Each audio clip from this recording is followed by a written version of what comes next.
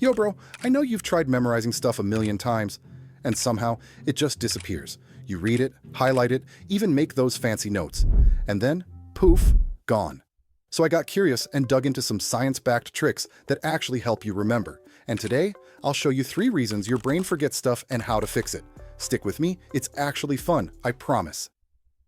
First up, active recall. Sounds fancy, but it's just testing yourself instead of staring at notes like a statue. Like, instead of reading a paragraph 10 times, close the book and try to remember it. Say it out loud, write it down, or even explain it to your pet. They won't judge. Your brain hates being lazy, so this little challenge actually makes it remember better. Trust me, it's like your brain saying, "Oh, now I get it." Second, spaced repetition. Basically, don't cram like a zombie the night before. Study a little, then come back after a few hours, then a day, then a few days.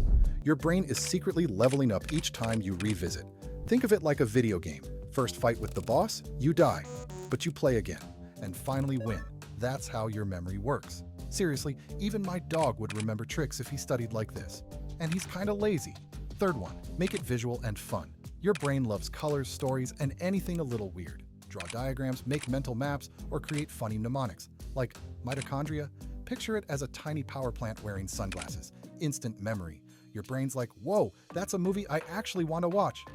And bam, it sticks. So yeah, 3 simple ways to actually remember stuff. Test yourself, space it out, make it fun and visual. Try these, and I promise your brain will finally start cooperating.